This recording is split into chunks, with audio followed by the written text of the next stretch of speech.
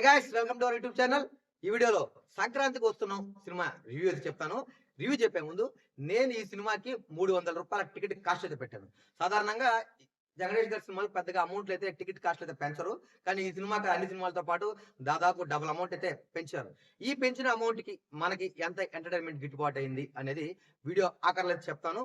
Video చివరి వరకు చూడండి. ఇంకా ఆ సినిమా రివ్యూలోకి వెళ్తే, ఈ సినిమా యొక్క డైరెక్టర్ అనిల్ రావుపూడి గారు.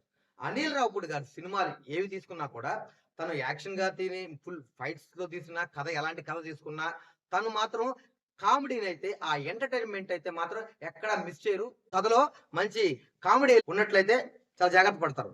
అట్లాగే వెంకటేష్ గారు, అనిల్ రావుపూడి గారు గతంలో F2, F3 సినిమాలు అయితే చేశారు. వాటి కంటే ఎక్కువ మనకి ఇందులో వెంకటేష్ గారు వినోదాన్ని పండించారా అంటే 100% పండించారని చెప్పొచ్చు. ఎందుకంటే చాలా బాగుంది.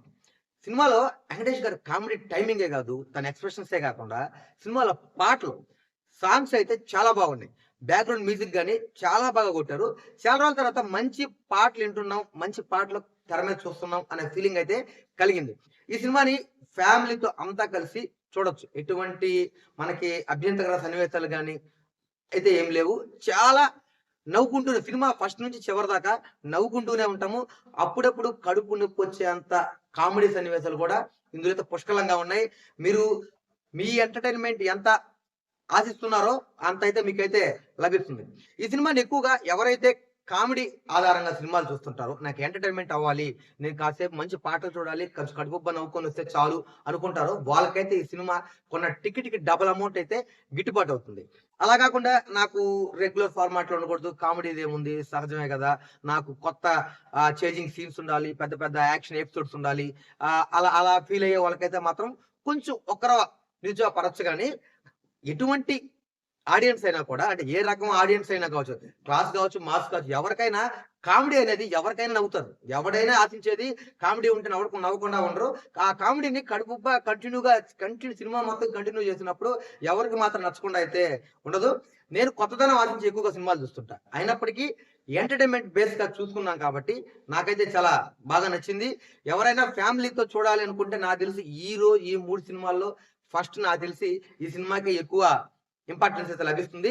సినిమాలో వెంకటేష్ గారి నటన కావచ్చు, తను చెప్పిన డైలాగ్స్ కావచ్చు, తను చేసిన కామెడీ టైమింగ్ కావచ్చు, తను ఇచ్చిన ఎక్స్ప్రెషన్స్ కావచ్చు, వండర్ఫుల్. అసలు చూస్తున్నంతసేపు మళ్ళీ మళ్ళీ చూడాలనిపించేంత కామెడీ సన్నివేశాలు అయితే సినిమాలో ఉన్నాయి. అలాగే ఇద్దరు హీరోయిన్ల మధ్యలో వెంకటేష్ గారు చేసే ఆ కామెడీ టైమింగ్ అయితే అదిరిపోయిందని చెప్పొచ్చు. అలాగే సినిమాలో హీరోయిన్లకి పాటల వరకే కాకుండా ఈ సినిమాలో మంచి క్యారెక్టర్ కూడా ఇచ్చారు. ఈ ఫుల్ లెంత్ హీరోకి ఎంత ప్రాధాన్యత ఉంటుందో అలాగే హీరోయిన్స్ కూడా అంతే ప్రాధాన్యత ఉంటుంది. స్క్రీన్ మీద కనిపించే ప్రతి క్యారెక్టర్ చాలా కామెడీ అయితే పండించారు. ఈ క్యారెక్టర్ వేస్ట్ అయిపోయింది అన్న ఫీలింగ్ అయితే ఎక్కడా లేదు.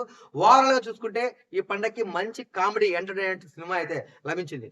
సహజంగానే వెంకటేష్ గారి సినిమాలు పండగకి వచ్చినప్పుడు అది ఫ్యామిలీ సబ్జెక్ట్, కొంచెం కామెడీ టైమింగ్ తో కూడిన సినిమా అంటే ఖచ్చితంగా హిట్ అవుతుంది.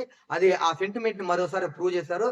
పక్కా బొమ్మ, బ్లాక్ బస్టర్, మంచి కామెడీ ఎంటర్టైనర్. మీరు ఎవరైనా ఫ్యామిలీతో మంచి ఎంటర్టైన్మెంట్ సినిమా చూడాలి పండగ అనుకుంటే మీకు బెస్ట్ చాయిస్ అవుతుంది.